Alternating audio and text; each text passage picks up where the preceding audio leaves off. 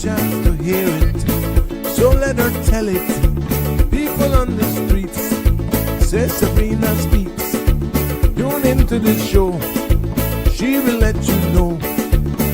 Tell all your friends and family.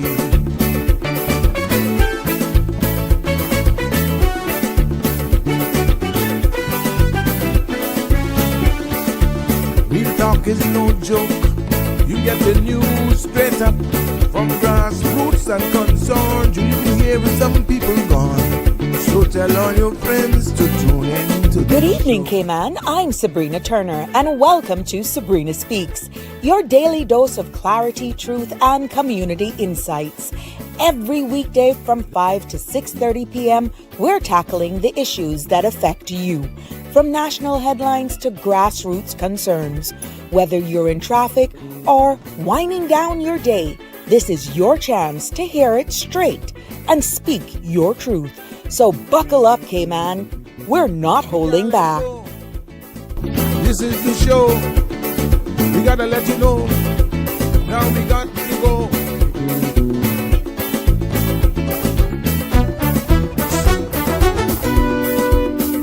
And now here's Sabrina.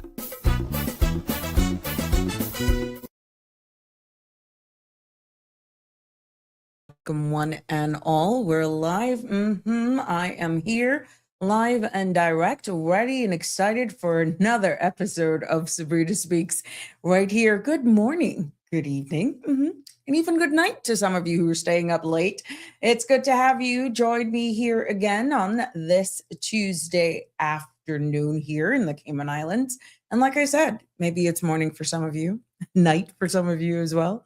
It's good to have you here nevertheless. But it's time for another episode of Sabrina Speaks.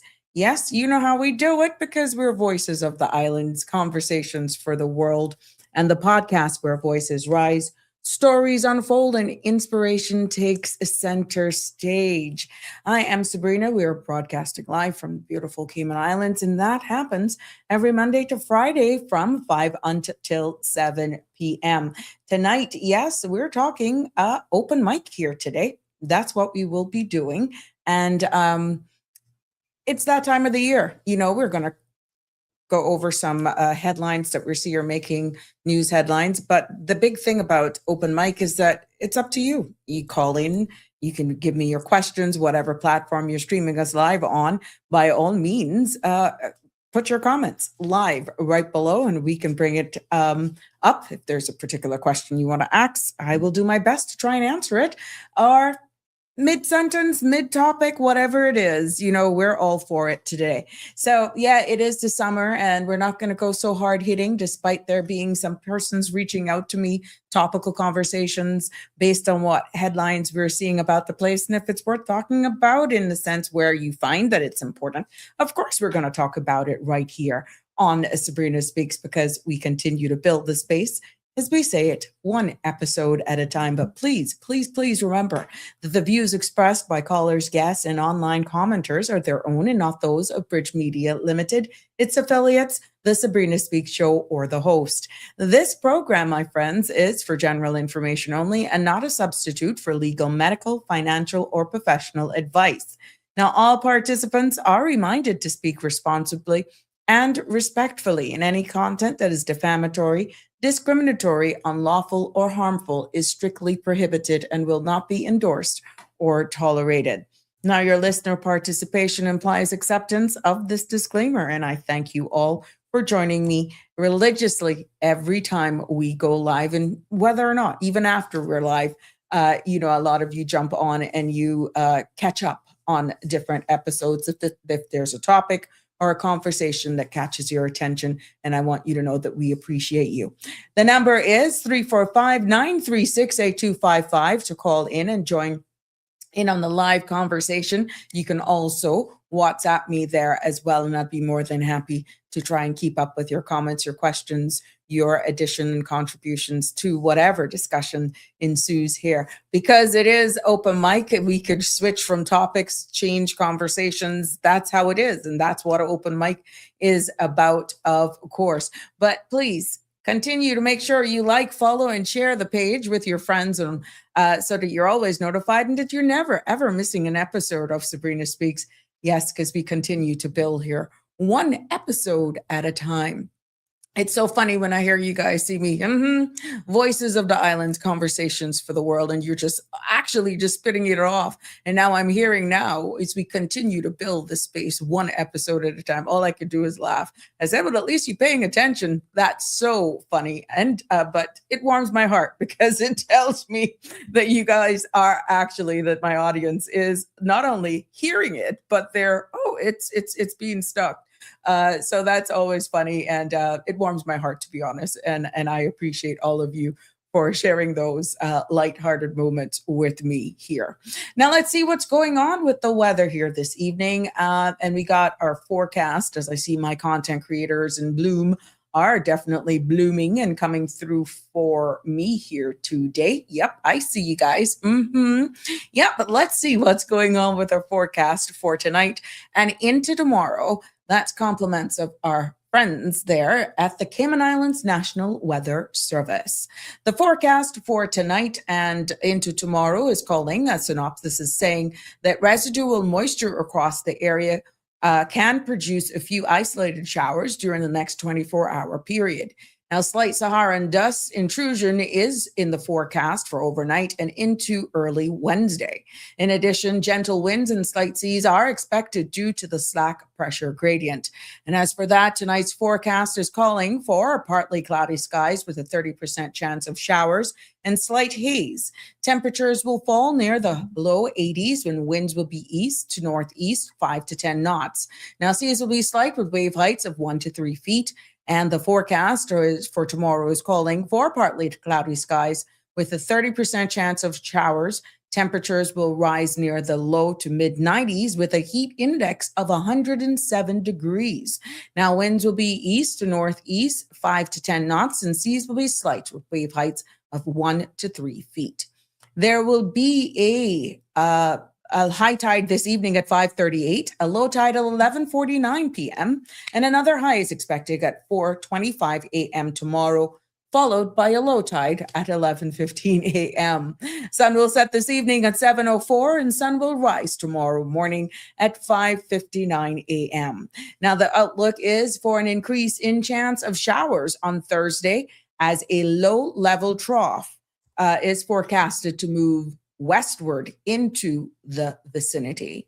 There you have it. That concludes our weather forecast for tonight and into tomorrow. And we want to thank again our friends religiously over there at the Cayman Islands National Weather Service. My family always laugh at me because they're saying, boy, you got something with weather. I'm just fascinated with it. I am. And that's why it's usually first. We're on an island. Why not?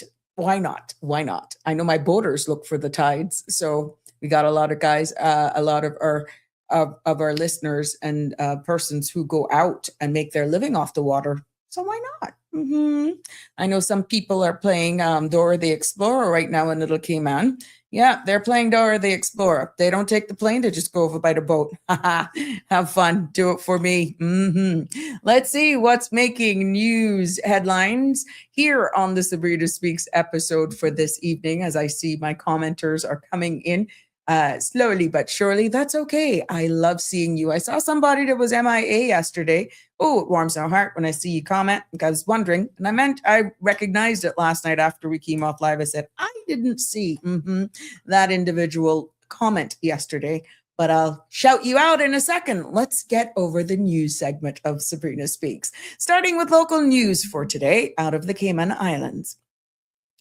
Acting Premier Nicholas da Costa has gained valuable insight into regional communications infrastructure during a visit this morning to a specialized subsea cable operations vessel working on the Maya 1.2 reconfiguration project.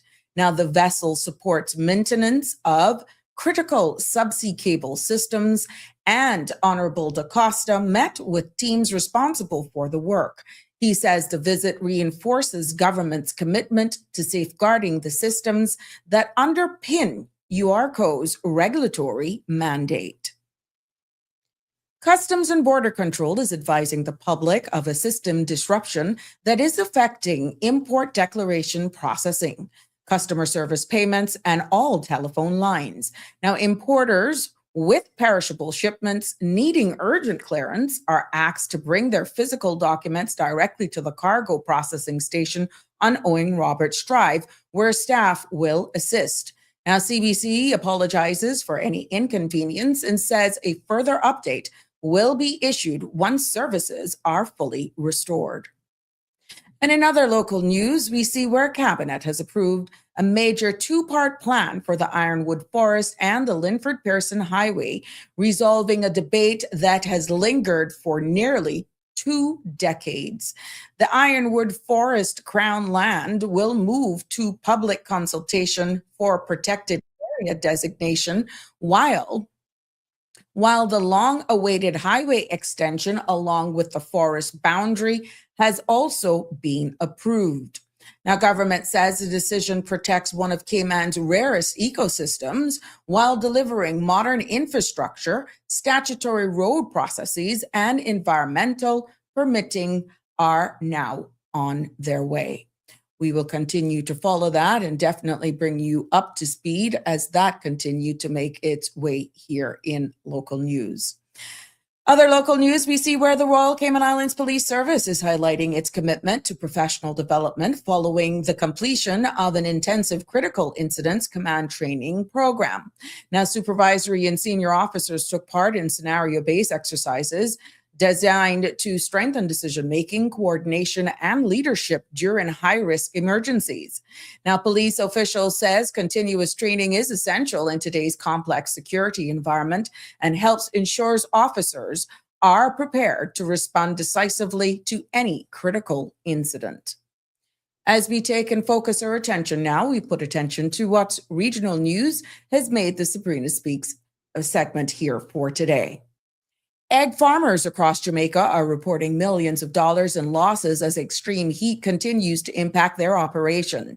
Now, the Jamaica Egg Farmers Association says the soaring temperatures are affecting production and bird health, creating major financial strain for farmers nationwide. Association President Mark Campbell shared the update with News Center on Tuesday, noting that the sector is now facing one of the most challenging periods in years. Other regional news, we see where investor confidence on the Trinidad and Tobago Stock Exchange continues to strengthen as the TTSE welcomes West Indian traders as the newest listing on its SME market. Now, the wholesale distribution and fast-moving consumer goods company officially joined the exchange after completing an initial public offering of just over 5 million shares at $2 each. TTSE official says trading activity is gaining momentum as more SMEs tap into the market. Out of Barbados today, we see Barbados Prime Minister Mia Moore-Motley says that workers must be paid on time and protected from unauthorized deductions, as she defended the new protection for wage bill in Parliament. She reminded lawmakers that a wage packet represents rent, transportation, food, medicine, and dignity, not just an accounting entry. Motley says the bill ensures Barbadians receive what they have earned, backed by enforcement measures with real teeth. Over in the United Kingdom today, we see where in Cambridge yesterday, the King visited Europe's first eco-mosque, recognized for its sustainable design, energy-efficient system, and strong community role.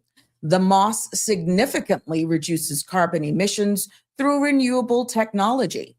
Now, His Majesty also officially opened the renewable technology and His Majesty also officially opened the new Whitley Laboratory at the University of Cambridge and Aerospace and Energy Research Center, partnered with Sustainable Markets Initiative to help turn breakthrough innovation into real-world solutions. FIFA has confirmed it is investigating Argentina's conduct following the chaotic end to the 2026 World Cup final, but no final bans have been issued.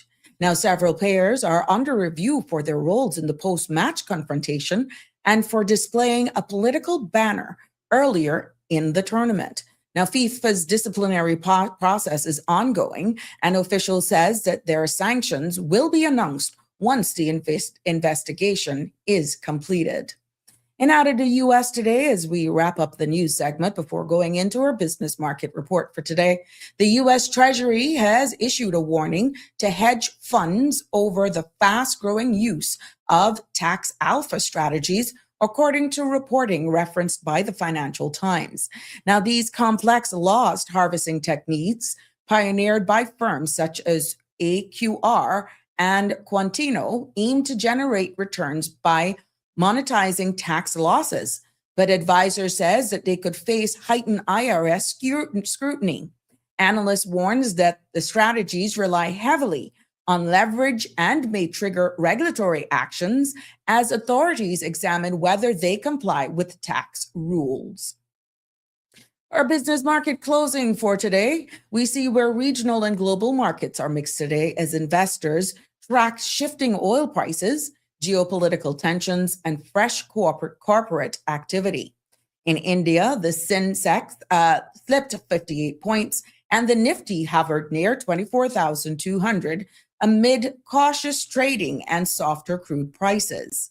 Caribbean business headlines saw banker Butterfield advance its US $1.8 billion acquisition of CIBC's Caribbean, signaling continued consolidation in regional finance.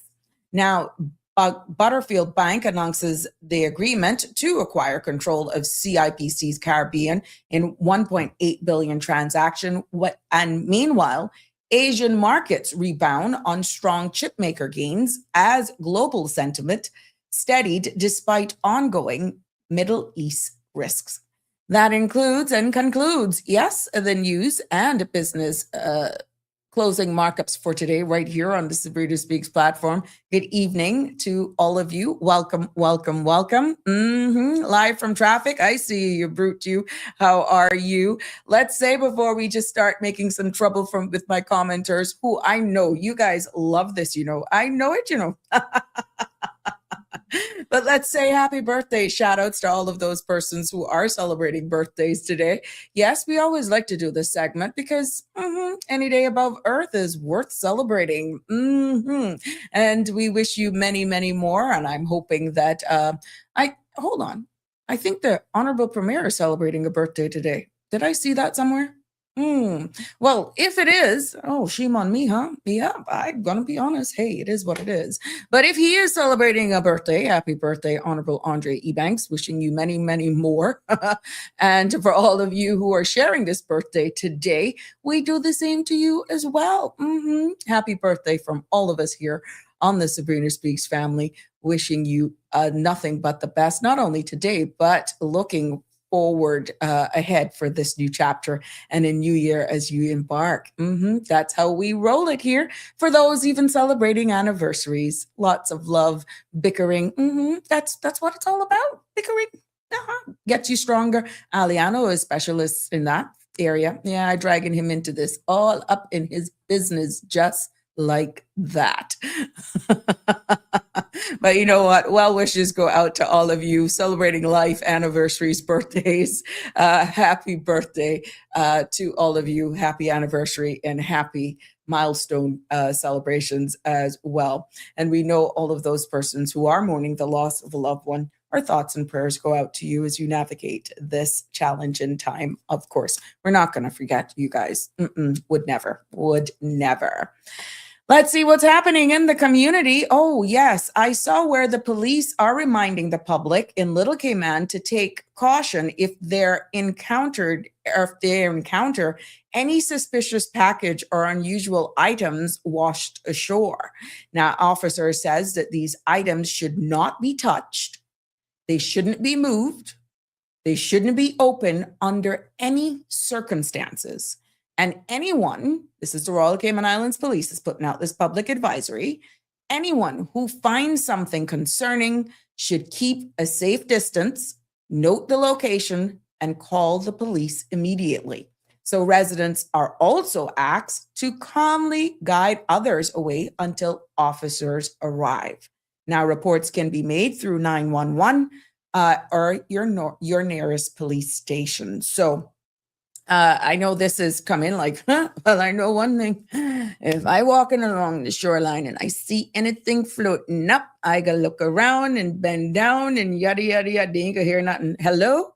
This is a public notice.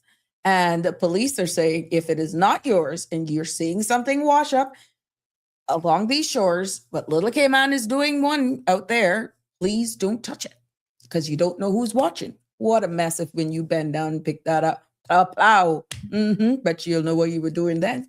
You wouldn't even know.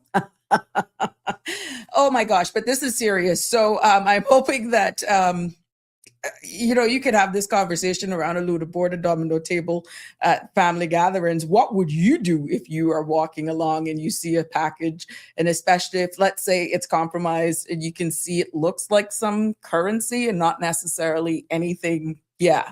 What would you do? It'd be interesting. OMG. But you don't know who's watching. You don't know who's watching. If you could get away with it, if you know for sure you would get away with it, would you do that? Would you take it? How would you live? Would it change your life? Would you be, what do you call it? Flossing? Yeah. Would you, hey, this is serious. And I thought it was very important for me to highlight it, even though I added a lighter tone to it. These are real conversations that are happening with how times hard right now.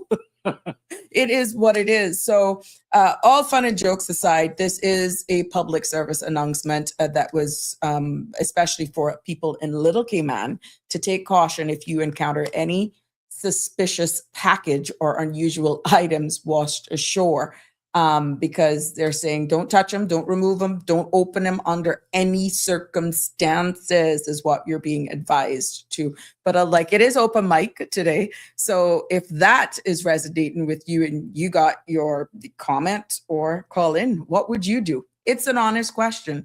What would you do? Because I have been in many conversations where, well, I could take my chances. I could take my chances. That's the sentiment. But what risk are you taking with all these air tags now and trackers and all that sort of stuff? What would you do? And another big question, let's say, for example, it's open mic, so we can go all over the place today. Let's say you do find something and it's large quantities of cash and you do the right thing and hand it over. Do you feel that you should get at least some sort of, especially if it is cash? If it is cash, let's say, do you feel nationally that the person who is delivering it should be awarded something of monetary value? What's your thoughts on that? Drop your comments below or call in 936-8255 and weigh in on it. This is just a general conversation now. This is general. I'm putting it out there.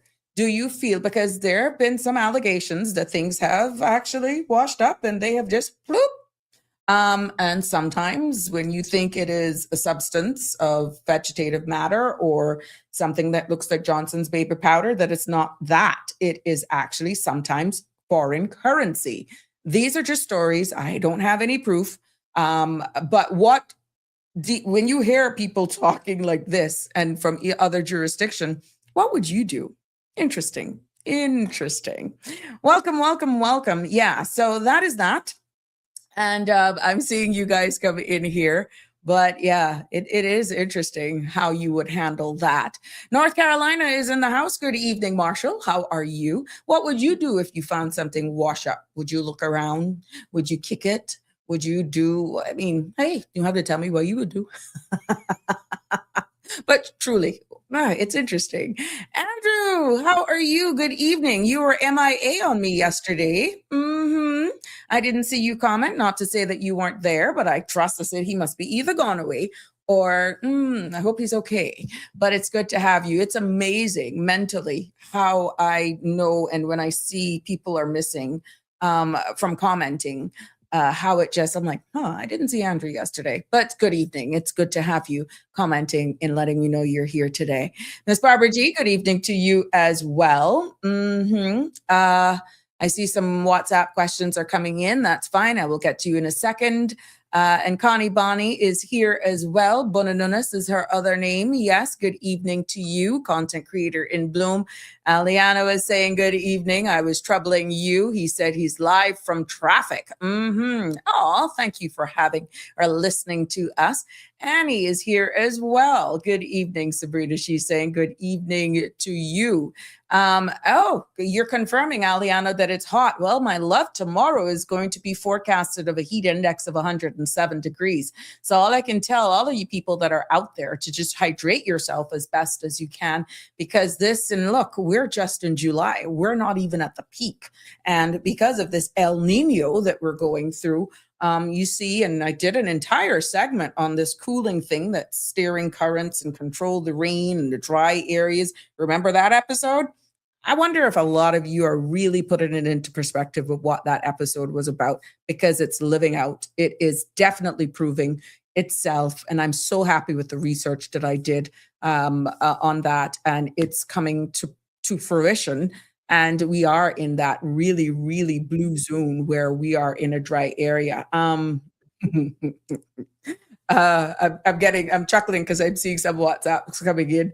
And but yeah, what we're seeing in New York the other day as well, they were having torrential rains. And if you look at where the blue and different patches that I was saying of extreme drought, less rain, and all that sort of stuff, New York would have been in the middle or furthest away from the equator. They would have been the ones that have terrible snowstorms. When it rains, it's going to be torrential, flash floods, and everything goes back to that episode that I presented here. So it's very interesting how everything is just coming through, and I'm just happy that I'm able to deliver some of these episodes, well, all episodes with you. But when you can look around now and you can see it all playing out, it gives me a bigger appreciation for just taking the time out and put it here for public awareness, so nothing takes you by surprise. Damian Henry is with us as well. Oh yes, keeping up late with us as usual. He's saying good evening all. And his quote for the day is, programming is a journey of discovery, not perfection. Every challenge you solve, every mistake you learn from, and every obstacle you can overcome strengthens your ability to think, adapt, and create. Success in programming doesn't come from knowing everything. It comes from believing that no problem is beyond your ability to figure out. Thank you, my sweet, my sweet you. Thank you, my dear, for that. And Aliano is weighing in. If I find something, RCIPS, out of luck, yo. The thing is, I can hear you actually say that, I can hear you say that. You see, but to each his own. But it's a risk you're taking. I get it. I've heard that shared quite a lot. Liano also says, still waiting for that black bag. Well, I'm not even gonna tell you what to do. No apologies needed, my love. I just know that I didn't see you comment. I didn't see you comment, and it crossed my mind afterwards. I was doing something, and I'm like, hey, I didn't see Andrew weigh in today. Real Michelle Teresa, hi, how are you? What time zone are you in today? Still in Australia? Or you're back into this part of the world. Marshall is weighing in on what if you found something, like the police is saying, on cash or whatever. If you find a suspicious package wash up, what would you do was the question that I threw out there. Marshall is saying, if it's money, I'm picking it up. If it's weed, I'm leaving it and moving on. Smart, my fella. Alfred Real, yes, he's struck, my friends. Good evening, Auntie Sabrina, to everyone else. He's also saying, Auntie Sabrina, I love that. Oh, yeah, how you know? I know you would pick it up. Is you comfortable, do you see? Oh, my God. So I couldn't even lie to tell you it was a T-shirt. And I got on a blooming duster. This is not a duster. But thank you. I'll take the compliment anyhow. OMG. I thought of it. I thought of it because I said it would look like a duster. How the sleeves are. You are something else. OMG. But I know where your mind is going. And thank you for the image. Oh my God. You are something else. What are we going to do with you, Alfred? What are we going to do with you? Let's keep reminding people. I just got to do this before I go on to the content creation in Bloom of the public auction that is going to be taking place on August 1st from 10 to 2 at the CBC's grounds. That's at 42 Owen Roberts Drive here in Georgetown. So they're going to be, CBC is having a public auction of undeclared and seized goods, from school supplies, you name it, all sorts of beauty stuff. It's said to going to be here at this auction. So you must come with cash or a credit card, debit card, whatever card payment that is used, and whatever goods you take away, whatever you buy, whatever you get has to be removed immediately. That is something to be reminded of. So I shared that. That's a little housekeeping there. And a reminder of the Prospect Uniform Shop. That's also going to start their opening from 1st of August. Can you imagine? We're almost looking at that. So I'm giving you guys advance notice. August 1st, August 8th, and Saturday, August 15th. All of these days are on Saturdays. And the shop is going to be open from 9 until 3. So there you have it. So set up. And if I get any more as well from any other school, I'd be more than happy to share them as well. This is the one that I'm stumbling across. So there we have it. Connie Bonnie is sharing with us her beautiful desert rose for today. There we go. Look at those beauties. Thank you so much for sharing those with me.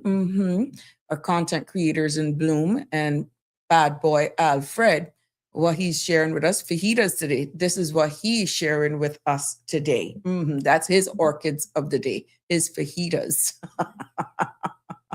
Thank you. Oh my God, between the food and the beautiful flowers, I really hope it inspires you to go out and taste some of the delicious stuff that we have here. And Alfred makes all of us hungry. Oh my goodness gracious. And then you got our content creators in Bloom that wants us to just decorate a nice space outside. Yeah. Green Valley Nursery as well. If you want any ideas for sure for your yard, you can always check them on your way home or coming into town. That's in Lower Valley there. They're open Monday to Saturday from 7 until 4 p.m. Dawn will be more than happy to help you do that little space and make sure that you bring some light and laughter into your space there. What he's saying now. Okay, Alfred Real is saying, last time I remember CBC Port having an auction, I saw a coffin up for auction. I wondered what goodies are available this go round. Well, you know what? As old as I am, I have never attended one of those. I just don't do good with holding up this, and not even silent auctions I do good at, to be honest. I've never attended one of these, Alfred, so good for you. But I hear you can get some real good deals, real good bargains there. So yeah, that is happening right here in the Cayman Islands. So it is Open Mic Tuesday. I'm not going to come with anything hard hitting, but of course we can't have dead air.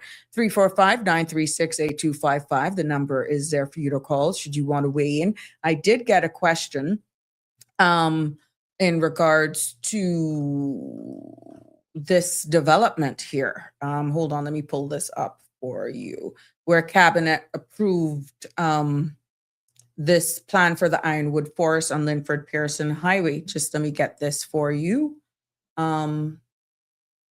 Okay, I'm just going to go straight to the question. My question is, if government is willing to proceed with a major infrastructure project despite years of public objections, environmental concerns, and changes to the proposed route, what is the practical purpose of public consultation environmental impact assessments? Are they genuinely meant to shape decisions, or are they simply meant to justify decisions that have already been made? Very, very good question. And I am hoping The question is really come out, what's the sense of the public consultation? Because I'm getting, based on this comment, that this question is that there was a general consensus based on those who participated in the public consultation that this was not supported. And here we have it now, that this is going to go forward, and it made it in the news, and that they have done, and of course, I guess they've gotten their stakeholders and all the experts in the house, in the room, to have made sure that this route that is chosen now, it doesn't impact anything on our environment, which was one of the biggest throwbacks of all. But it is a very good question to ask at the end of the day. And this is why some people get deflated. They're deflated, feeling that their voices doesn't matter. And they have these public consultation, and now you're reading an article like this, as the commenter is saying, and it's still proceeding. So the big question is really, are they genuinely meant to shape decisions, meaning these public consultations, or are they simply meant to justify decisions that have already been made? Maybe it is a little bit of both, seeing it from a different perspective. And hopefully with any public consultation, again, but remember, this was not to proceed with it, this is to proceed for public consultation. So don't get that wrong. Cabinet approved it to go with public consultation, but like you rightfully say, silence does not help. If the public is strongly against this, then I suggest the public come out in their numbers, and you have reasons to justify why you are against it. Saying no just because and not have something of substance to justify it is not going to get anywhere. One person or one particular group of persons just doing it or speaking out is not going to do it as well. So this has to be a unified approach. And like what you rightfully say, and not to misunderstand where this is at with Cabinet's approval for public consultation, which was covered in the news segment. If you people feel that strongly against it, then come out in your numbers and make your voices known. Hit social media platforms, go on to various talk shows, speak to your elected representatives, and don't ease up if you feel that strongly against it. If you feel that strongly for it, you do the same thing. And for those who are like, look, I'm over it, Sabrina, you're there, you're supposed to, just deliver as best as you can. You got a show to do, whatever the case may be. No, you could have that sentiment where all I'm going to be doing is blackballing myself. If you speak out for something or against something, it's used against you. Or I can't speak up because of my work. Well, that is another problem. But the question like this, and I'm going to get to some of these comments here that is being put up by Alfred. Oh, he's talking about, well, I felt I could have gotten the coffin and hold it on reserve just in case. Well, that would be smart planning, wouldn't it? Wouldn't disagree with you there. The rate things people drop them like flies nowadays might not be a bad idea. Alfred also says, Premier Andre Ebanks said in a press release that a small parcel of Crown land, Block 15B, Parcel 392, which is less than a quarter of a full forest, will now go through the process of being designated a protected area. Alfred Reel also continued on saying, however, the rest of the forest remains unprotected and in private hands, though the government will purchase some by compulsory acquisition for the road. And that's a close quote. So I see why you're so strongly against this. Are basically have made the statements that you have made. But people may actually feel that what's the sense? If you're going to do some of these things by compulsory acquisition, it either means possibly possibly, I don't know, and I'm not speaking on behalf of them. It could mean that maybe they've reached out to landowners and can't get anybody, and it has been there for this time, they can't get anybody. Or it could be a fact or similar to the red spot thing where the fisherman bay is on waterfront. That in itself is telling that either the information that they have on their hands from the experts with this Cayman Forward initiative going through. Remember that presentation that we did an entire segment on, that they brought the experts in the room at the beginning before making this decision, and based on cabinet, what was presented to them made them feel that much of satisfaction that they would support progressing this development. I don't know. Until we hear more from them, we will just have to just put your thoughts together, do your own research. And at the end of the day, you know, for almost 20 years, this has been stuck and not moving anywhere, just like Alfred has said. And, you know, how do we protect it is what you're saying, if we're really standing up and saying that we're all about sustainable development and sustainability and protecting some of our areas. And then this comes to pass. But I did pull up some information while I was going through that. And what my findings showed is one of the questions that came up. For almost 20 years, Caymanians stuck on one big question. How do we protect the ironwood forest, one of the rarest ecosystems, while also building a road corridor or growing population desperately needed? So this is where we're saying getting the balance and getting it right. Yeah. So based on this article that we're seeing, and again, weigh in on it. I'm no expert. I'm just sharing with you what's in the public's domain. The news article is on CIG government news platform. And what is saying here is that on July 15th, Cabinet has finally made a decision that tries to balance this area and still go through with the extension of the road. That's a delicate balance. So at the end of the day, protecting the ironwood forest and extending the Linford Pearson Highway, which is the highway that would actually go through some of this very sensitive ecosystem area. But this is still subjected where it's at, which is why I want to highlight that. Even though Cabinet has approved a proposal to designate Crown land, and a portion of that Crown land is that labeled of the ironwood forest as a protected area. But again, my friends, this is still subjected to public consultation. I hear the other questions, don't get me wrong. What this means is that the forest isn't officially protected yet. Okay?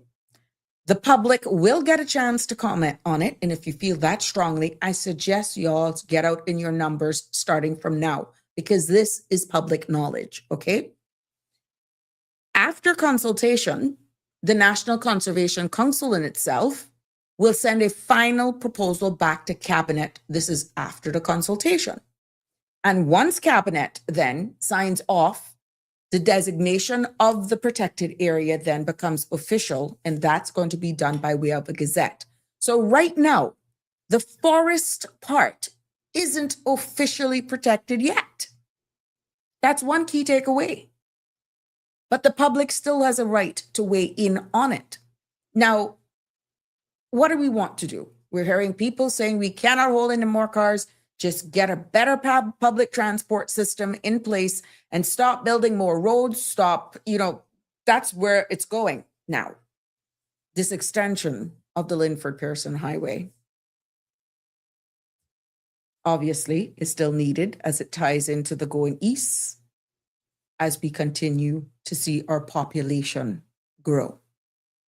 So in addition to protecting portions of that Crown land that isn't protected yet, Cabinet on the 15th of July also approved the long-awaited extension of the very said highway, okay? And specifically, what they approved is a stretch between, let's get it right, between Outpost Road and Olympic Way.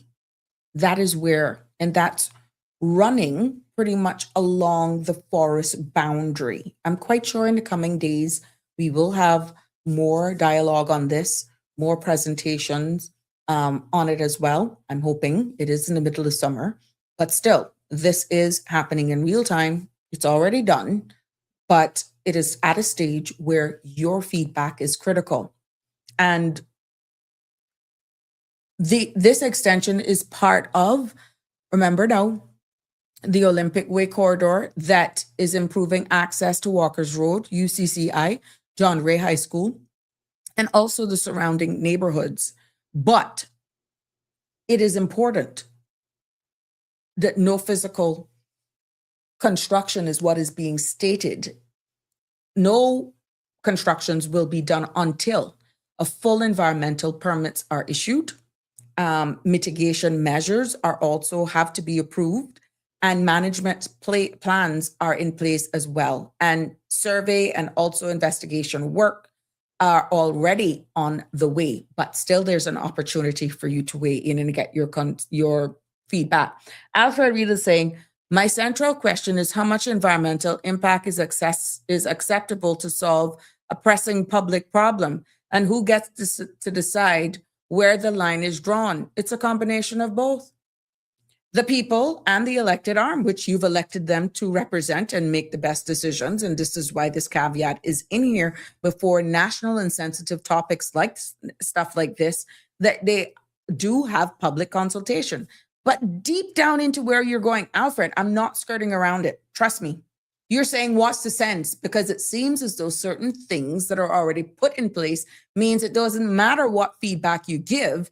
If they're headstrong and they're going to go with it, what's the sense of having a public consultation? I can see why a lot of people would feel that way based on how it's worded and how it's out there. I can see that.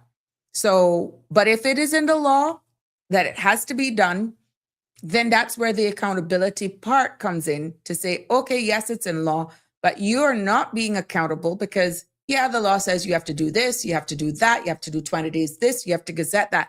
But you know, deep down in the back of your minds, no matter what is said, it's either the culture of the people, they're going to just blah, blah, blah, 9-day talk, maybe get somebody to go out or groups of people, pay them some I'm just speaking commentary, get them out there talking, pay them some money to really just blow this up and either for or against it. This is all speculative, okay? And then we're still going to go through with it. And how long can they go on for? Well, I tell you what, if you're all that serious, and I'm speaking to the wider public now, based on the sentiments shared and the comments, then, and you're so adamant against it, let's see exactly who's willing to come out and stand up and speak in one voice to really say, stop this nonsense. Stop all of this. Stop doing this. We don't need it. I'm not for, I'm not against.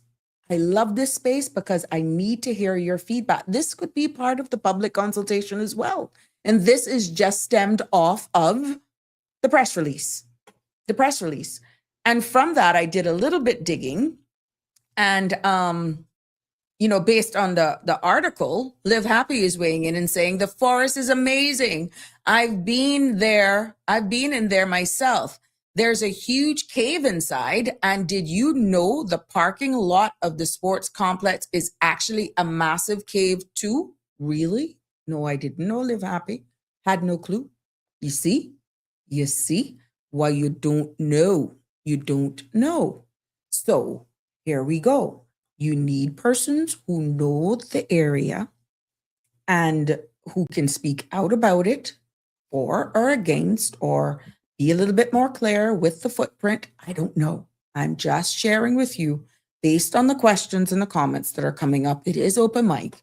what's coming up here, and we're doing our little digging as we go along based on the article, based on what is in the news article. Okay. Andrew is weighing in and he says, hopefully, we will not need to adapt a one car per family as Bermuda. Car dealers will not like that, but unless we have a public transport system that can serve the public, growing population over 100,000 is impacting our society. And it's also going to have sensitive areas like this for continued roadworks. And it's going to get on people's last nerves who are saying, look, enough is enough. Let's stop this.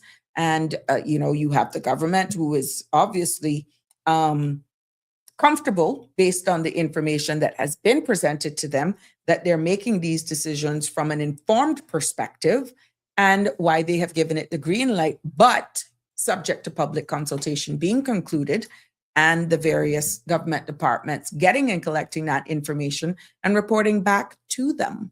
Now, we're hoping that at least along the way, that more public discussion and contribution will be taken into consideration. Or if they're only going to take into consideration what is put in writing, maybe they may have some town hall meetings, maybe they may have some virtual meetings, maybe they may come on various podcasts or shows. We don't know. I don't know what the plans are. But right now, all we have is the news article and more to come, I guess, in short order. Live Happy is weighing in to say more additional information. We used to kick rocks on the parking lot and listen to the echo as children. I always wondered if it would cave in with the cars on it. Are you kidding me? But isn't that a portion of the area right now where the new swimming pool is proposed to go? Interesting. Very interesting. Well, I am hoping that all of those persons live happy with what you are sharing here, that are geologists in the environmental impact assessment, not only about the forest area, but the geological composition for what they're about to put within that area and what you are actually alluding to is quite interesting for the structure that is about to go down there. So I think you're onto something, Live Happy. You're onto something. And I'm hoping that wherever that is proposed, the new site for the new aquatic center is not in this area that you're saying that there's a cave. Because there are. My grandmother and grandfather used to tell me there are lots of underground caves that's running from Hogstye Bay straight up to where Himalaya building is right now. Oh, yeah. And remember, in the last earthquake, it's hollow is what Live Happy is saying. There are a lot of underground caves that I raised up as a child. There's one in the front of my grandmother's yard as we speak right now, an indentation right now. And there's one that go up by Miss Carly's house, which would be in the vicinity of the Himalaya building. Elner's place, rest her soul. There's something there. There was something also, I think, in the back. You see where Georgetown Central Park is, where they have that lake that they had a whole heap of bulrush. There is a hole there that it could not fill. And I remember that as a child where Racket Club used to be, that they were saying there's a big hole up by Racket Club. This is as a child going back. Now that I'm putting it into perspective, Live Happy, that you're saying this, that is exactly what that was by Racket Club, that lake now in the middle of this Georgetown Central Park as a child. And they're saying that from those days, that was caused from all of these underground caves that are running somewhere along Georgetown. And there were a couple that went up by the building right there by the four-way crossing in the front of Adventist Church. There's something there where there's like a big boulder or something. I think there was something in that area. And remember, they had a big sinkhole in the parking lot on the opposite side of where that building is, which would be on the opposite side of the road from the Adventist Church. that a car almost went down into it when he had that earthquake. So very interesting. But hold on. Remember, in the Cayman Forward presentation and in that document, it is clearly explained that with breaking down of silos, putting together egos, finger pointing at each other, that they will bring the experts into the room earlier than later. So this is a prime example of showing an issue where there's systemic problems and not personalities, issues. And for all of the things that is coming out about this and what is about to unfold here, I'm hoping and praying that the necessary geological studies with this environmental impact assessment will be done, because what a mess, what a mess. And this is where, at the end of the day, open discussions, stories like this, many can learn from as well. And I'm hoping that the necessary precautions and testings will be done if this is in case proven to be true. Live happy. It's hollow, you say. Nobody here have ever heard of bulrush porridge. I have heard of it, but I've never had it. I've never had it, but I've heard about it. My grandmother used to talk about it a long time ago. So looking back now at the article or the press release in regards to this, the Premier is describing that this decision is having a dual purpose in the article, in the press release. And he says one of them is protecting one of Cayman's rarest ecosystem. And the second one is delivering modern, effective road infrastructure. Now, some of you may say, we're not saying we don't need it. We're not saying we don't need it. But shouldn't we now be focusing and getting a true timeline? I'm seeing it come in on what's happening with the East-West, where you're still having persons saying, look, it's just too much for us. How much more are we going to bear? And I'm understanding we're getting some comments out of West Bay as well. So in this article, I guess the comments are going to be coming out more and more now that this is dropped. But let's dissect the news article. In the article, he highlighted that there was something also unusual, because he said, the solution came from multiple government bodies that are working together instead of working around each other. Now, isn't that something positive from the Cayman Forward document? That was some of the things that was an issue, and how progress was being either slowed down, halted, or not halted completely, and no one was getting anywhere. So the mere fact that he's highlighted that the solutions came from multiple government bodies, meaning various government departments working together instead of working around each other, holding of information, that sort of stuff. And the ministries that were involved are health, environment, and sustainability. We got planning, lands, agriculture, housing and infrastructure, education and training, and the University College of the Cayman Islands. Now, this is publicly, and I can see where his confidence is coming in with this because of the most recent release of that document. Because, even though publicly it may seem, oh, well, that's a no-brainer. Why would you not work with other departments? This is a rare example of cross-government collaboration, but it has improved. And you're going to see more and more of this, especially when it comes on a development front, if they're going to be true and honest with the recommendations that were made in that document, which they committed that they will be putting in place. So when you look at that, for 2 decades, this particular project has actually died, has not moved, hasn't progressed. And now you have all of these various government agencies that are working together now. And here you have what they're delivering to say public consultation, but this is what we're going to do. But a bigger thing is that pool. That is where I'm going to right now. And if what that is envisioned to bring to the Cayman Islands, there's going to be an increased traffic in that area once that is completed and everything is finalized. Now, let's talk about a little bit about the community impact on this, because it's globally a significant ecosystem. It's not a green space alone in itself.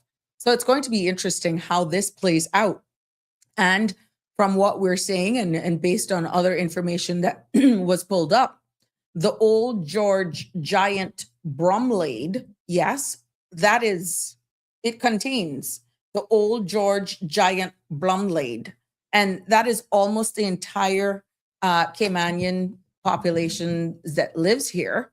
And the ghost orchid is there as well. Significant.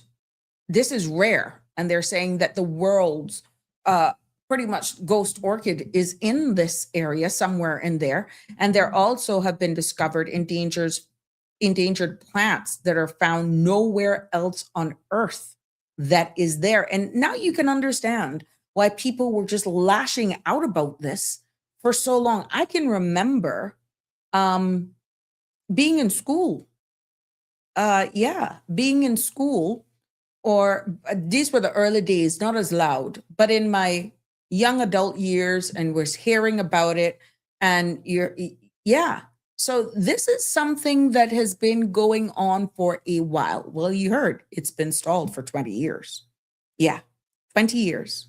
So I can see early discussions probably dating back to late 90s, early 90s, middle to early 90s. I can see the discussions where I would be pretty much in tuned from the discussions. But at the end of the day, protecting this area means protecting Cayman's natural identity. So the educational impact as well, if designated, the forest then becomes a living laboratory for the schools. UCCI, we got local schools in the area, researchers and students studying science, conservation, and Cayman's natural heritage as well could benefit from this area if it is easily accessible. And we are able, without disturbing the flora and the fauna that is in there, using sustainable materials and stuff so that you can access these areas. Now, government is also exploring, from what we're understanding, viewing points and protective signage as well. It's going to be a part there along the road, and the public can appreciate the forest from the corridor itself. So all of these are what is being put in place from what is outlined here. And also, it's a lengthy article, by the way. When we talk about the traffic infrastructure impact, the Linford Pearson extension will ease, this is what they're saying with this extension, it will ease congestion, improve east-west movement, support students' access, strengthen the Olympic Way corridor, and also improve safety and flow in a busy part of Georgetown. And this is responsible planning is what is being forecasted, development that doesn't destroy what makes Cayman unique. But what's your take on it? I welcome your feedback. Good evening, caller. You're live on Sabrina Speaks. What's on your mind? Good evening, Mom. How are you? I am fine. How are you? Good to hear your voice. Hi, child. I raised my hole in the fort. Trying to keep stress and sadness out, but I just wanted to weigh in on this a little bit. I hear you talking about the sinkhole, whatever. Yeah. That you're talking about out there by across from hospital, that on the yard that was from Disability Way. Way government got for parking now, and I went there when the hole had caved in. Went there, inquisitiveness, and they were telling you, must be careful, don't go too close. And me, good thing I had two people with me. But about, well, I can't see nothing because I kind of had it covered, and I went close, and just as I stepped, I could feel that this, and they started, I was like, the sun started to like cave in at me, oh my God. All I could do was laugh, and I say, yeah, they say curiosity kill the cat. But I want to ask Alfred, he asked us about it. Bulrush porridge yet. I never heard of that one, but have he heard about cowitch porridge and about it that yet? What? Courage porridge. There was a thing. I never ate the porridge, but I know somebody that ate courage turtle meat. But they did know. Make it Yes, make sense. I guess the kawich itself, they say it's a certain time that must be like a bloom, and then the hairs on it is what actually give you the itch. But who would even dare disturb that to talk about you're going to cook with it? they were talking about courage porridge, but like I tell you, I never seen nobody make it. But that older person, but the person that told me about it is there too. But I know about somebody ate courage turtle meat. Oh, And dear Jesus. Well, did they die from eating the kawich turtle meat? So they never died, but they were in a bad state. As I said, that were wicked. Whoever put that and give that to them. So imagine if you ate it in the certain meat, you understand that? You understand that coming from the meat? The digestion. I don't know what they would have put in the porridge, but if you had just ate the porridge itself, because I would think, well, the meat would That's a wicked act. Yes, and I know somebody that ate turtle meat, courage turtle meat, but they're dead now. But that's they're dead years afterwards. But that person used to tease me all the time, and then after that happened to them, I say, yeah, you can't tease me now because I got something on you. And then they just told me they were going to say something, I'll say courage, and they would hush. I had to say courage, and they would hush. Oh my God. That used to tease me. He always used to be molesting me and scratching my back and things. And it was something with him about something and stole chicken or something. And the minute he would come in there to me, all I had to say, oh, you want your chicken barbecue bake or curry? And he was gone. Or kawich. Yeah, he wasn't bothering me. So when that person come to molest me, I could see him come in and see me. They used to be smiling. And I said, oh, yeah, they're ready to molest me now. And before they could get close to me, all I would say is kawich. And they were going like lightning. Okay. They would evaporate. Oh, wow. Well, thanks for sharing that with us. Good hearing your voice as well. Been very interesting.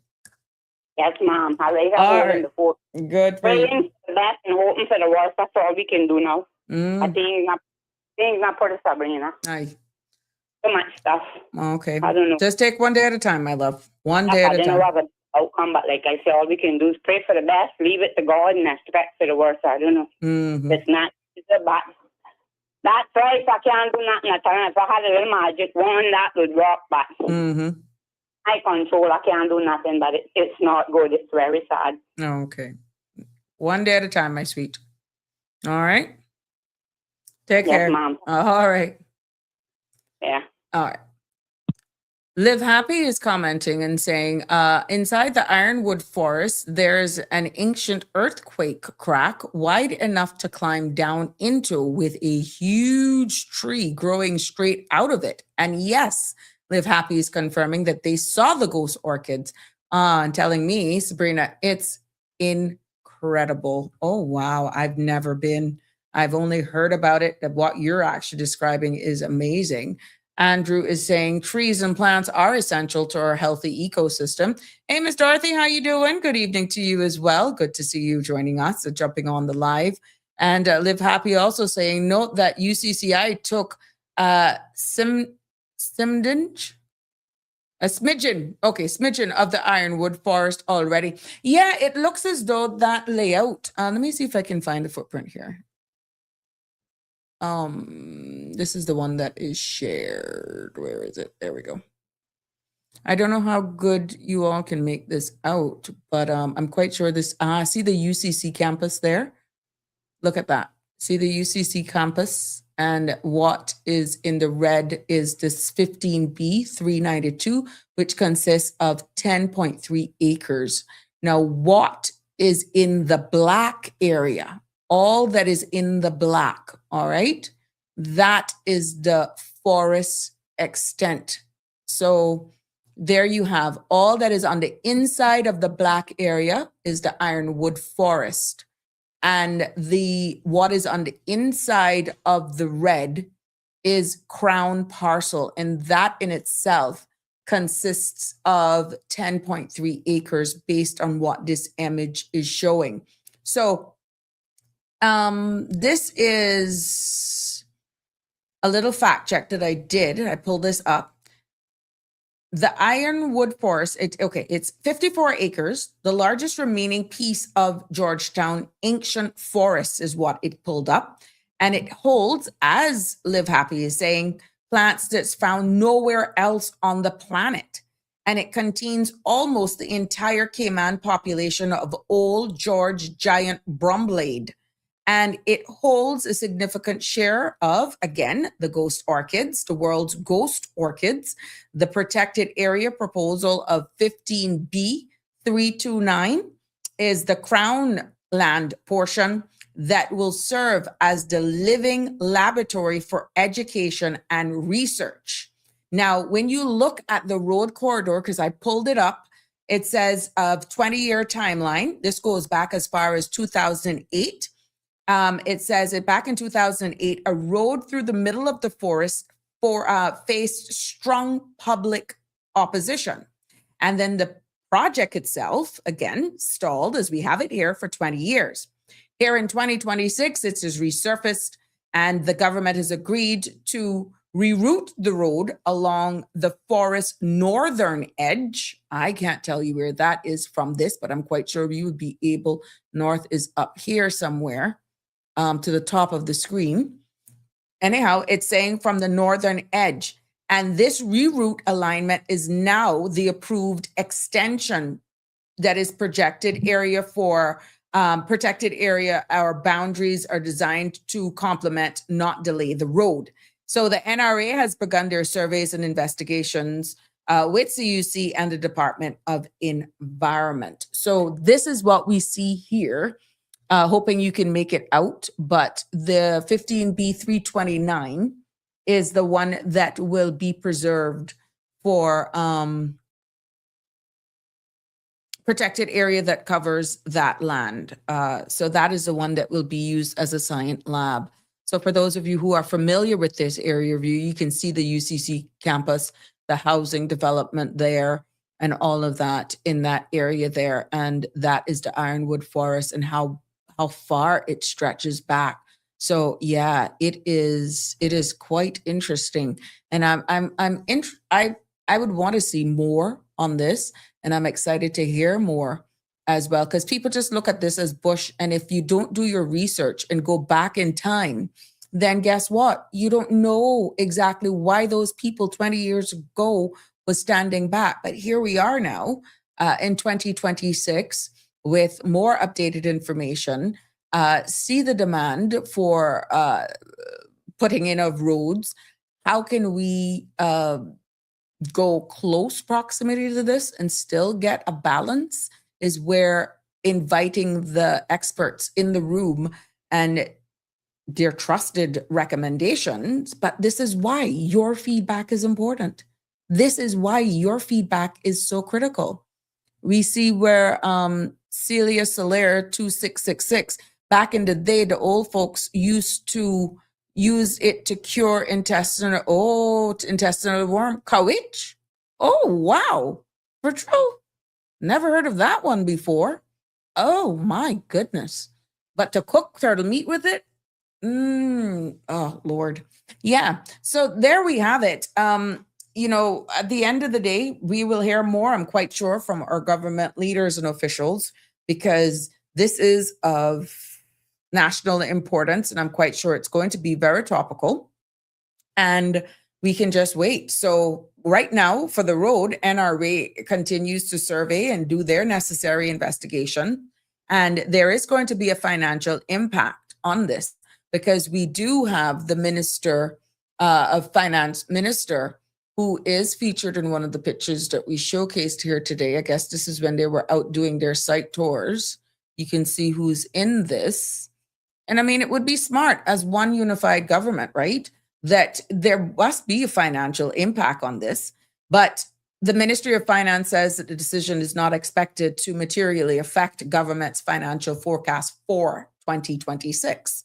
So whatever works that is going to be needed for the year of 2026 financial year, it's neither here nor there. So there's a saying that goes, if they do it, it's 6. If they don't do it, it's still 6. That's that. So This decision is bigger than the road. It's bigger than the forest. It's about how Cayman chooses to grow. And this is why you are actually welcome to weigh in on the public consultation. And I know that some of you are just like, it doesn't matter because they're going to probably go ahead with it anyway. So why bother? But you know what?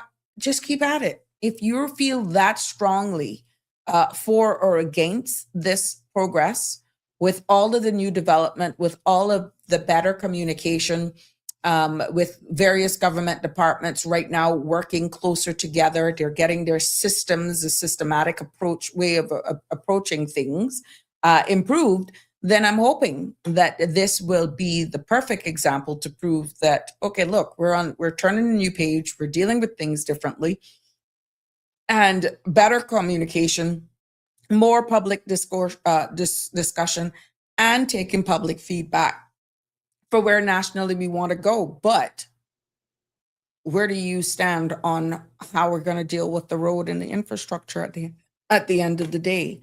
So let's see. This is obviously something that is a developing story, and of course, your feedback is always welcome.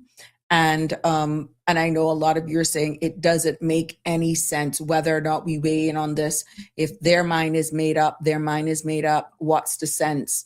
And I would hope and pray that that's not the overall sentiment. To be honest, I would really hope that that's not the overall sentiment. Because then you lose faith and trust in a system, and then it kind of makes you feel like where's democracy? Which is where I think Alfred was going in all of this. Yeah. So, but we'll definitely keep a close eye on this, to be honest with you. And we will make sure that, of course, if you know they're going to come on here, be it on the CMR, Cold Hard Truth, whatever, it will some way, somehow, it will actually make its way trickle down. And we will share that with you. So it's going to be interesting how this continues to evolve and unfold. But the key is your public participation. Okay. It is open mic here this Tuesday, and feel free to weigh in, be it this or something else. 936-8255 is the number to call. I'd be more than happy to take your call and get your feedback on a lot that's going in. I'm not here to answer the questions. I'm here to just put it forward. And we started off there because of the question. And I thank Alfred for bringing it up. It was a part of the news segment, so allowing me then to dig some more information, but look closer into the news, to the article, is why I was able to have some of that information on hand that I could just convey to you. But thank you for your comments as well, for those who are familiar with the area. And I'm hoping that that will widen people's perspective as to why people are so passionate by not disturbing that area at all. They don't care what it's for, whether it's for a road or whatever. They're just saying, look, leave it alone. Don't trouble it. Let's change gears a little bit, because also I noticed today, and we know that it's topical here in the Cayman Islands, but what's making news headlines today? Interesting. France has voted to ban social media for children under 15. And France has become the first country in the European Union to approve a nationwide age limit. Now, President Macron pushed for lawmakers to fast track the bill and says that he will sign it into law ahead of the new school year, which is in September. Now, officials says that this move, with a growing international push to restrict youth access through platforms, is something that is still need to be determined how age verification will work. So we're seeing it where it's making headlines all over the place. And this is not any stranger to us here in the Cayman Islands. We even saw where this in the recent youth parliament, and I think Sandra had played that video with us with the presentation from the young man from Cayman Brac that gave their side as to why they don't support this ban.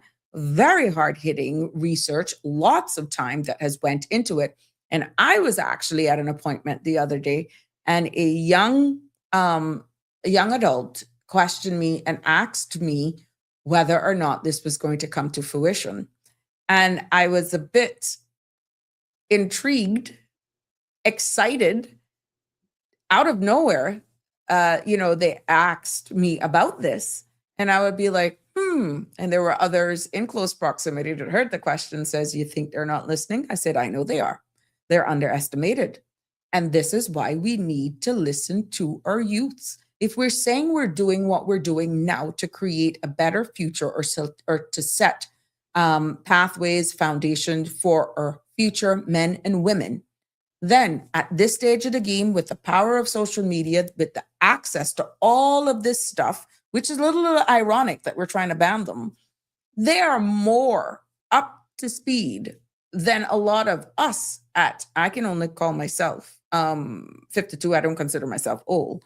I consider myself mature. But, I listen to them so much more, which is why I think I hit it off with the young people. And I really like to hear their perspective. So I literally pulled myself forward to hear exactly what was being said.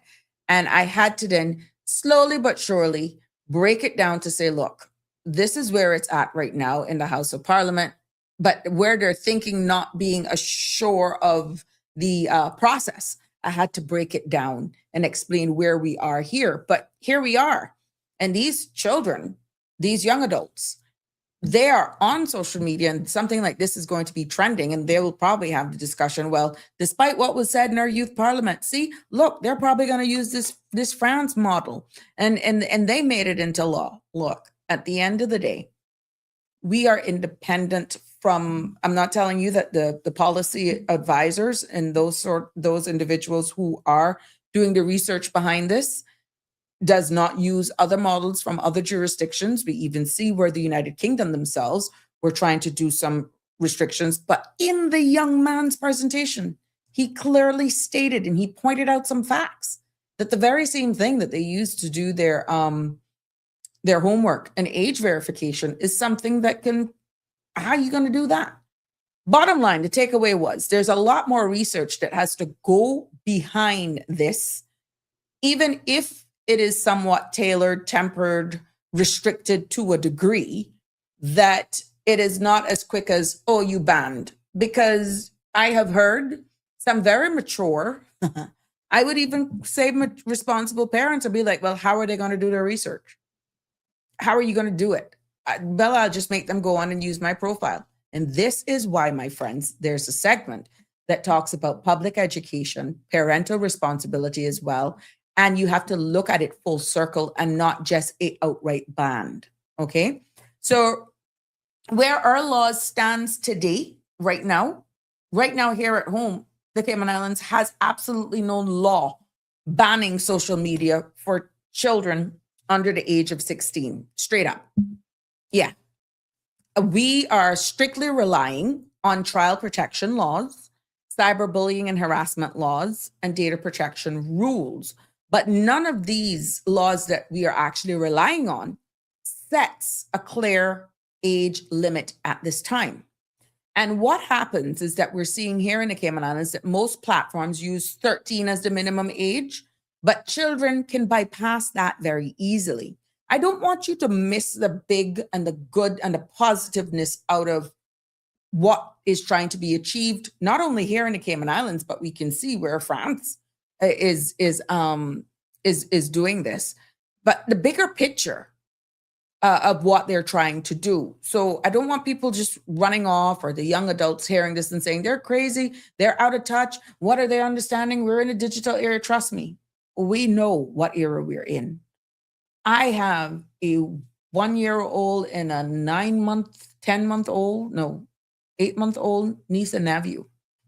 And if you see them on smart devices, I'm like, how do they even know how to use their little finger to scroll? How they know it? They're my niece and my nephew.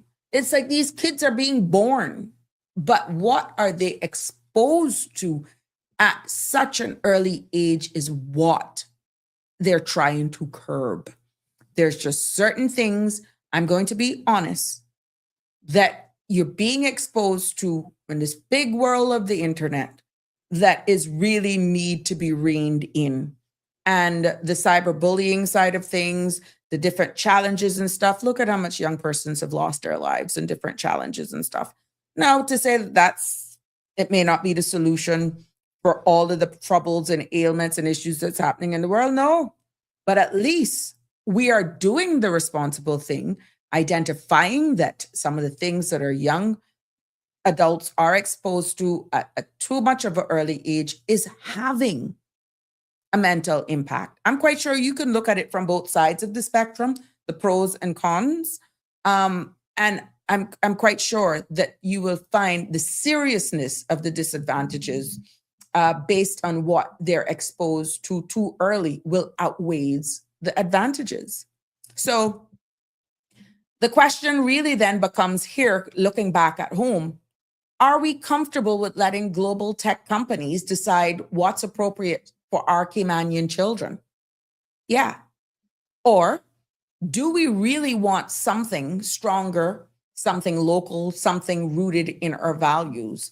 And then you're like, okay, oh my God, that's like splitting hairs. And then you're sending this off to Europe, you're sending us off to UK for further studies, United States, Canada, wherever you decide to go. Why have us so sheltered?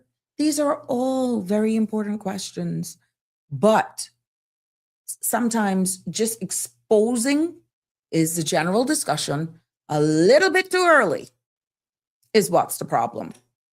I know that there will be a flip side of this, of the type of environment and the home that a lot of these young men and women come from, children come from, that they are exposed to certain things far worse than probably what their algorithms are pulling up.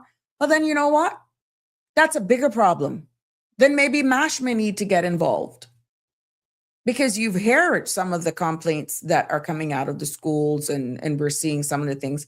Maybe they're just maybe some more issues that are going on in the home, but nationally, there's a responsibility. And when you see the world is looking at this from a national, global perspective, then it's the responsible thing for the Cayman Islands to look at our own issues here.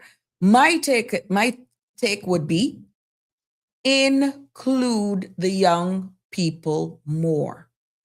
There were a lot of very valuable information that was shared from the youth parliaments for and against debate. And I feel both sides of the official parliament can benefit if you look at what those young men and women contributed who were for it and who were against it. And that type of research at that age, even though it's a project for make-believe young parliamentarians, that is real stuff that they're putting down. And I feel we all can learn a lot from them. Live Happy is weighing in and saying, from marbles to social media. What's next after social media? Things they're fighting for now will be like boring 10 years from now. I remember when Walkman was banned in school. Can you imagine? That's true. I remember when CDs was a big thing. And then all of a sudden you had this little flash thing, the little flash drives that could, and you were like, what the heck is that? You know how much music I got on this? It's not just limited to one artist. I can download all of this stuff, and you're looking at it. So you're quite right. Live Happy, at the rate in which we are evolving, and even digital era, it's hard to keep up. But are we wrong for doing what we can as human beings to put the necessary safeguarding things in place nevertheless? Because at the flip side, on the other side of things, wouldn't it look a little irresponsible as a country to know that there are serious pros, but even more serious disadvantages for the amount of exposure? And this is why you have to look at this and be objective but be open to hear both sides. But I think nationally, which is the big challenge and task that any elected government has to do, is that they have to strike the right balance. Don't do something just because of this, France. Don't do something because of that. But really look at statistics and information that we have locally and really make a decision that is unique here for us. But the thing is, banning of social media and all this sort of stuff, this is global. This is global. This is something that I feel every country will be grappling with, and how we actually protect our young children from what they subscribe to, where is going to be a hell of a task. Yeah. Because our telecoms, I mean, I'm no engineer, I'm no expert, but I'm just trying to look at it in my little way and listening to all of the contribution. It's going to take a lot of parental responsibility in order to make this work. And this is why, at the end of the day, children under 15 right now, in reality, cannot create new accounts. They can't. What you see in France right now with their social media ban as of July, that is today, what they did is that children under 15, so they can lie. How are you going to prove that I am really not 15? How are you going to do it, right? And existing accounts that are in that's created for under 15s must be closed by January of 2027. So what France is doing right now is that they're giving a cleanup time, telling all of those account holders of 15. Now, whether it's going to work at the end of the day, I don't know, because you don't even know who you're speaking to. Let me be straight. Let me tell you this. I don't know who Live Happy is. No, I don't. I don't know if Live Happy is a minor. I'm just using this as an example. I don't know. If Live Happy is, let's say, a minor right now, how would I know that? It is all depends on who's behind a lot of these names and profiles and all this sort of stuff, unless you're going to be using facial recognition. And then, okay, fine. I get my big brother or my big sister who is definitely over 15 to do it. And every time they log on, then they just give me the device. I'm just going far afield here. Or is it a case where the camera on your devices is always watching? So if you share it with somebody that's younger, it automatically shuts down? Hello? How are you going to manage that? I don't know. My mind just went crazy on that. But it's really, I would love to see this roll out based on what France is saying. And what they're saying is that platforms must use government-approved age verification. What does that mean? If users cannot provide that they're 15 years or older, then the accounts are shut down. Okay, fine. That's the account. But let's say you pass all of that verification. There's nothing wrong with you sharing that device with someone who's under 15.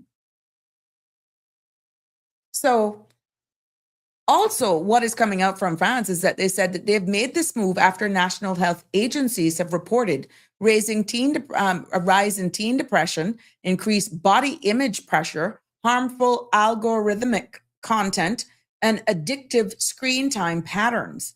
And what they're saying out of France is that Macron said that social media has robbed young people of their attention. And there are other global moves as well, because Australia has a ban for under 16s. Cyprus, Turkey, France now have strict age limits. And a survey showed that 75% of Europeans support minimum ages. But enforcement is still, guess what? A challenge everywhere. Yes, they're going to have a problem enforcing this, because if enforcement is hard, as results are mixed right now, Should we, as the Cayman Islands, still consider a ban or focus on other tools? Very interesting, isn't it? Live Happy is commenting and saying, I would ask them, what would they do if there was no social media? Pose that question to them the next time. The young people, what would they do? But you know what? Live happy.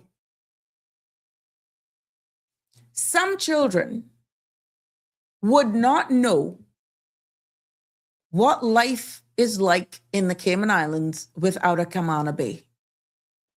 Think about that. Some kids have grown up, have come into this world not knowing or would ever know what life was like in the Cayman Islands without Camana Bay. That's all they know. So it comes back to your question.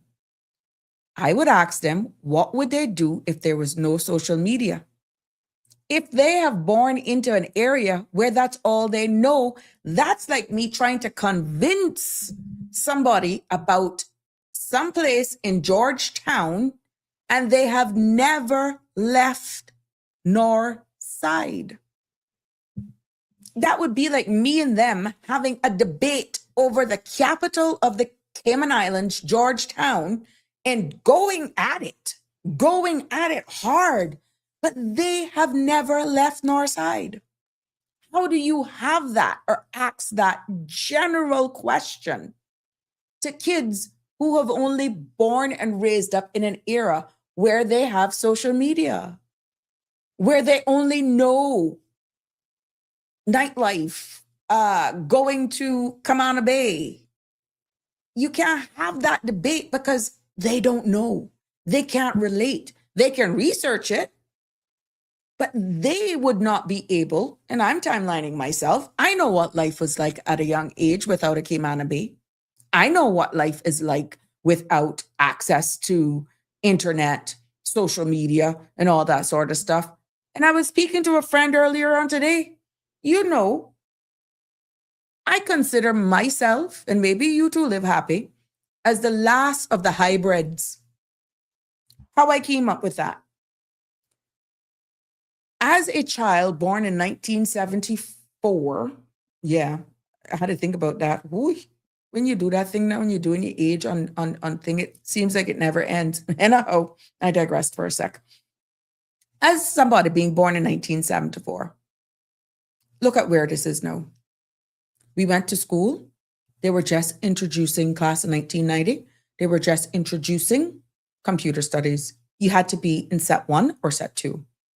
Typing classes was still, let's go for it. And then we graduated. Some of us went off to university. Some stayed, made life for ourselves. And we continue to see the use of dial-up computers. We had to get into this. We had to be introduced to emails and all this sort of stuff. Fax machine was the way to go. The big old cement block phones, the flip, all of those different things. We were still at some point during my age using the rotary phone or the push button phone. And then we went to cell phones. When you look at a certain age bracket, we are the last of the hybrids where we can honestly say we've experienced what life was, that I caught the last of my grandparents' seafaring days, the slaughtering of the turtles out in town, Miss Irish shop, Mr. Willibodden, the old English shop on Waterfront. And I can now see where Bada was there, by right, Kirk Plaza. How many can actually now talk about none of those things being there? We've survived. Here I am on a live podcast. But I was very lucky to have even gotten to computer studies because I was in set 2 for math. And that was where it stopped. And bless Mr. Albin's soul. He fought for me. May his soul rest in peace, because he knew I was mature and I could do it. He gave me an opportunity to get into computer studies. We are the last generation. So it would almost be an insult for us to ask a certain age group what you would be doing if there was no social media. They would be clueless. That's just a fact. And this is why we got to up our ante. Get them around the table. Do not take what they say personal, because we are the last of the hybrids that can see it from both spheres. Kerosene oil lamp. Yeah, I can remember those age. Only radio came on is the only radio station. These kids do not even know what it was like to hear that. I can hear the jingle now in my head with Radio came on with the Music Express in the night. Yeah. Can you imagine? I remember when ICCI was the other option, their radio station. That makes me sound ancient to some of these young people, even to my own children. So there's just certain conversations that we really cannot have and expect that age group to even be able to relate, because they were born in an era that now we're trying to regulate because it's in their best interest, and would expect them to understand, because we were fortunate enough to have raised up in a time where there were no computers, where we were still using carbon for credit cards, where there were no debit cards. You still had bank books. You look at some of them. I saw a thing on YouTube the other day where a kid was using a phone, a landline, that was at his grandma's, I think he called her Mima, house in the US. And the mother said, he looked at this thing on the wall and he's like, what's that? I think he was about 13, 14. And she's saying, it's a phone. And he's like, a phone? What do you mean a phone? And she said, it's a phone. Pick it up. And he picked it up like it was something, like how I was reacting to some of these icons, fearful that would blow up. He picked up the handset off the wall. It was the push one. And he said, the mom or the adult in the background said, like, call Andrew. And what do you mean, call Andrew? Press the numbers and call Andrew. He was so confused because he had to remember, for example, Andrew's number. So they told him the number. He punched it in, like literally fearful of pressing the numbers. Well, when whoever answered the phone on the other end of the line, they're like, oh my God, it works. That's Andrew, for example. And he's asked, do you know what I'm talking to you on now? And they're like, yeah, you called me by phone. No, I'm speaking to you and it's coming out of the wall. Now, how can you really say, boy, you dumb, when that kid has grown up in a life where all they're used to is a smartphone? That was like, oh my God, this is so weird. I'm talking to my grandma out of a wall. Yeah. So it's very interesting. I'm excited to see what's going to happen, but I really feel if we want to get it balanced, if we want to get it right, the last of us hybrids who can see the best, or who have had the privilege of living in both worlds, and we're forced to learn where we're headed now, I think we need to give ourselves a round of applause for not capitulating to the fast pace of digital evolution. I don't consider myself old, but as a class of 1990, even my aunts and all of those that are 10, 15 years older than me, and I'm seeing them on social media, I'm seeing them working in their workplaces, on computers and all that sort of stuff. I say we need to give ourselves some grace, because we wasn't raised up in an era where everything was electronic, and we are running our businesses, we are performing in our jobs with something that was never taught to us. We were forced to learn it. And then you have those who were being born in an era where that's all they know, but yet this is no blame. Why are they so stressed? Kind of makes you wonder.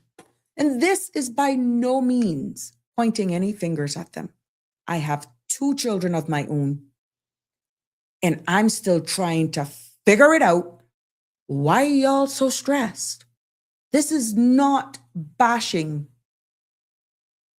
What we could do, and this is not comparing, what we could do, juggling everything, and not getting stressed.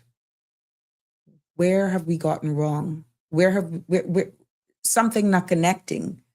And this is why I welcome a younger person's feedback all the time, because we got to get the communication right. We are losing control. We're losing connectivity of our young men and women because of, yes, modernization, technology, and we ourselves are playing catch up. But I say, give ourselves some grace because we did a damn good job having to be forced into this when they were born into it. And that's just a norm for them.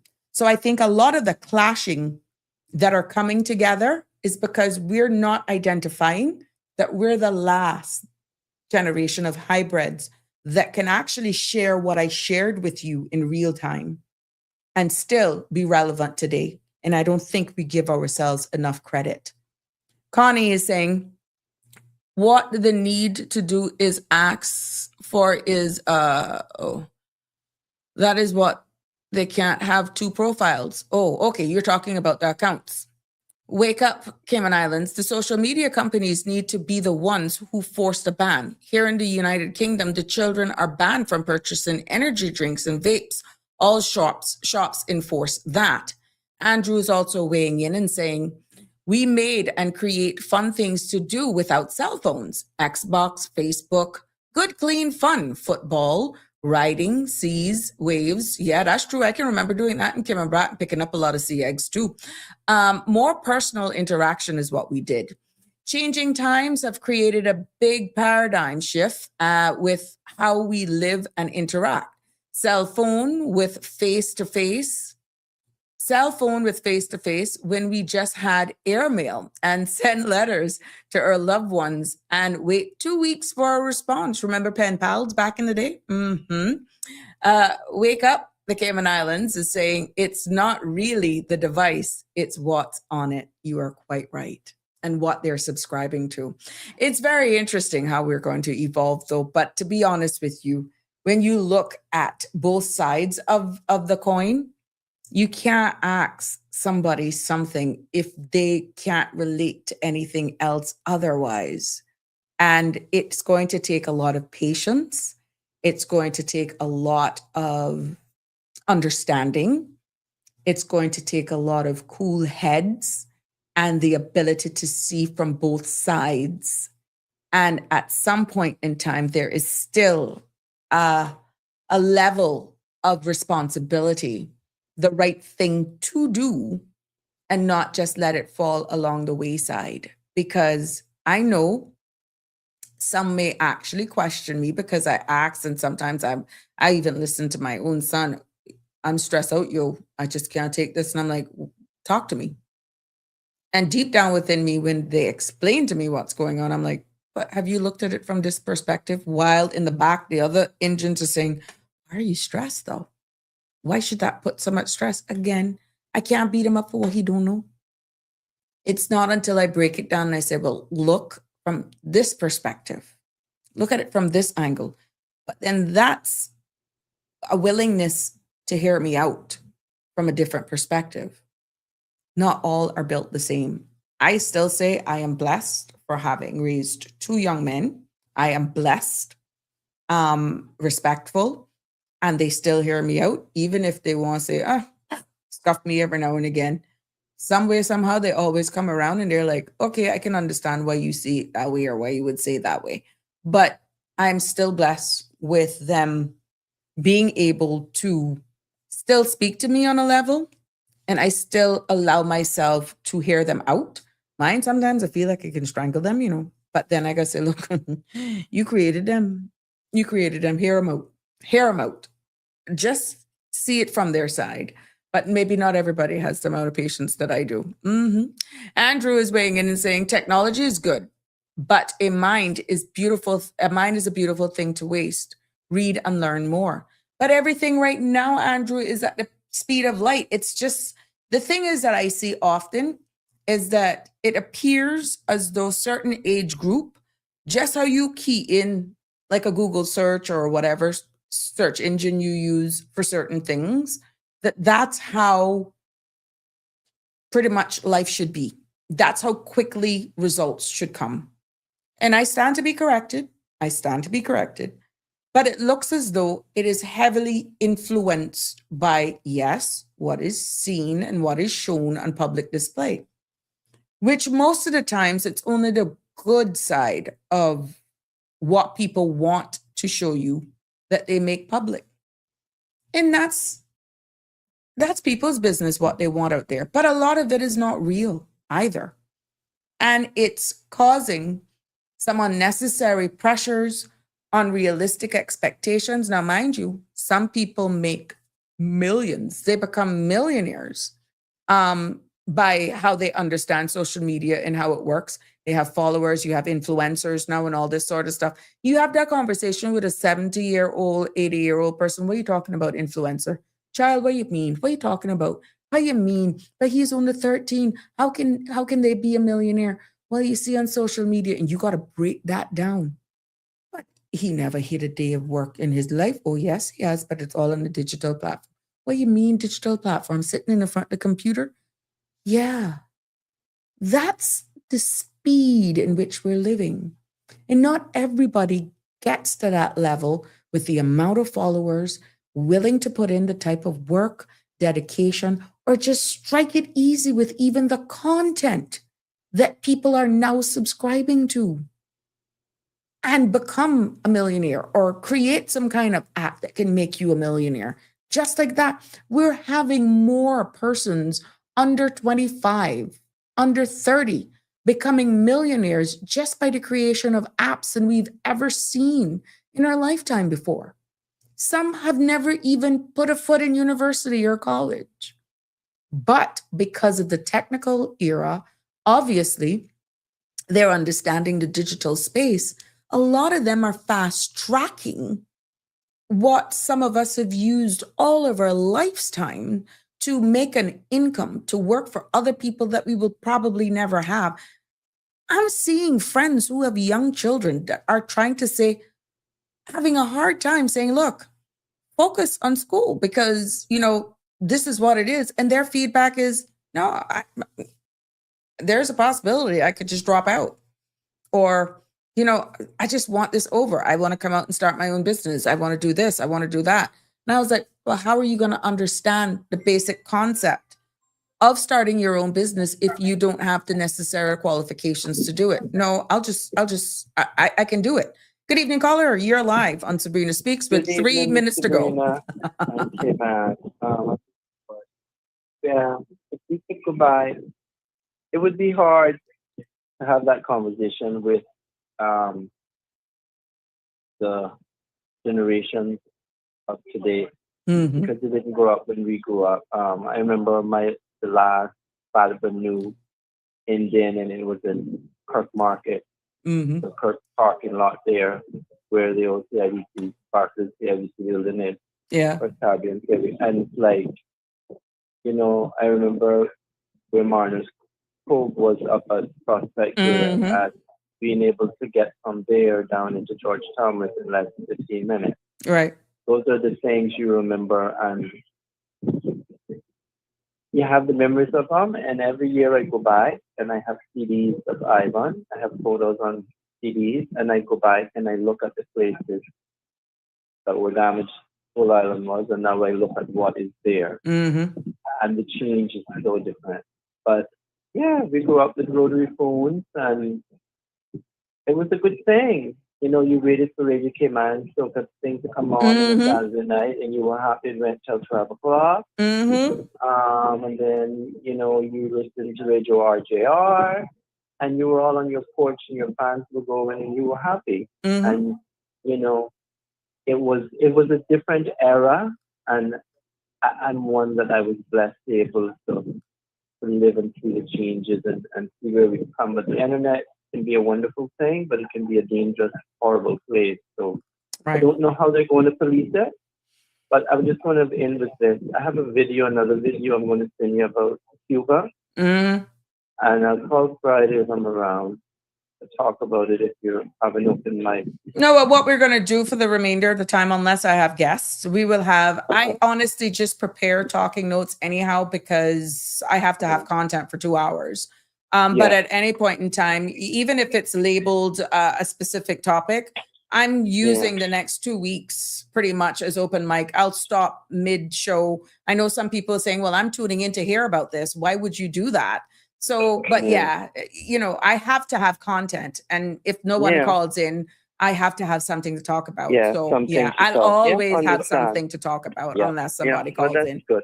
Mm-hmm. Yeah, we have to keep the flow going. Correct. But it shows us the countryside of Cuba, which is Baracoa, the other end of Cuba. And he has a perfect, Cuban is so educated that it makes some people look, I don't know what. This gentleman is very educated. I think his name is Steve, and he speaks proper English. And he's carrying him, and he's going through Baracoa. Baracoa was the first place Columbus landed on Cuba. And some words to this effect was, this is the most beautiful place I have ever seen. And I'll send you that video, but we have to do more because there is an urgent need. A humanitarian crisis is unfolding in Cuba, and it's going to be a famine because they have nothing. And when you see the lush greenery in the countryside, Cuba has such fertile land that it could fuel agriculture, feed us in the Caribbean, and feed the world. And it is sad to see how our people are suffering. And I want people to see that video. Because he is such an amazing, and he's an American living in Spain with a Venezuelan girlfriend. But he goes to Cuba to do what he can, and he finds some amazing people to take him throughout Cuba. You got to see, they grow cocoa and everything, and it's women that is growing it. You got to. Okay, well, send it through. So I'll send it, and then I'll have to upload it because sometimes it takes a little longer. So I'll try to do it ahead of time. The world has to do more, Miss Sabrina, because they have nothing. They're literally starving. So have a good evening. And likewise, my love. Yeah, I don't know how they're going to police it. I don't even know how it's going to work. No, I don't even try to wrap my head around it because, like I said, if you listen to the Parliament, the Youth Parliament the other day, both sides came with firing guns. And I mean, just getting it right. It's going to be it right exactly. Exactly. You want to go on this, you want to do that. Exactly. How do you do it? I guess it's freedom, and we're going to just have to leave people to their choices. That's how I look at it. It's true. Anyway, have a blessed All right, my love. And we chat some more. Yes, ma'am. Take care. Bless. Take care, sir. Bye-bye. All You right. too. Bye-bye. Live Happy, you something else. You know, Live Happy said, I'm not a scroller. They said, my battery lasts 2 weeks. Oh my gosh. And then further says, if stop them and ask them man to man on the street a question, they would not be able to answer the question without Google because they can no longer think for themselves. I could be honest with you, what it is. I had to laugh today because, again, speaking with a friend, I was asking a question because I call them Bell South. Anyhow, I said, do you know who owns this company, or do you know who's affiliated with the company? Well, why you won't go to chat GTP? I'm like, what the heck? There's a reason why I called you. And you know, this is funny. So you're on to something, but this is where the demand for all of that is coming. And it could actually get us very lazy because we're no longer forced to learn things on our own. We are totally dependent on tapping it in and making some AI system do all the work for us. So you're on to something, Live Happy, because I'm seeing it play out in just a simple question. Oh, just go chat GTP, dig it up. That'll do it. It's amazing how we talk about that. Miss Lucille, good evening to you. What, you up pretty late? Oh my goodness. She's saying, good evening, Sabrina, and everyone at home. Love you all. Blessings on your beautiful island. Love you all. We love you as well, Miss Lucille. You're up late. Go to bed, but love you still. Now it's 7:00, and that brings us to the end of another episode of Sabrina Speaks here. And yeah, like I said to that last caller, that we are going to be having for the next 2 weeks, because I plan to take some time off. I'm still trying to find out exactly what week I'm going to go. But in that time, It's gonna be, even if I do a promo to say, well, this is what we will talk about, yada, yada, yada. Come on, man. It's summer. A lot of people are traveling, a lot of people in relaxed mode. If there's some sort of news article that comes up or something that is topical, we don't mind changing and steering our conversation, but your participation is key, and you're the captain of the ship here. Until such time, I still have to provide information to have, thoughtful conversations to bring up and topics to discuss. But at the end of the day, you are the captain of the ship. It has been a pleasure bringing you again another episode. I'm hoping we continue to learn here, one episode at a time. And I'm looking forward to seeing you tomorrow. Please be safe on the road. Love you lots. Good night. And thank you. See you tomorrow. That's a wrap for today's edition of Sabrina Speaks. Thank you for tuning in and for being part of the conversation. Remember, the dialogue doesn't stop here. Stay engaged, stay informed, and most importantly, stay empowered. We'll be back tomorrow at 5 p.m., same time, same place, right here on CMR TV and radio, where your voice matters and your truth is heard. Until then, K-Man, take care of yourself and each other. That's it for today's edition of Sabrina Speaks, where your voice matters, your story counts, and your truth is always welcome. Join us weekdays from 5 until 6:30 p.m. right here on CMR TV as we dive into the topics that matter most to you.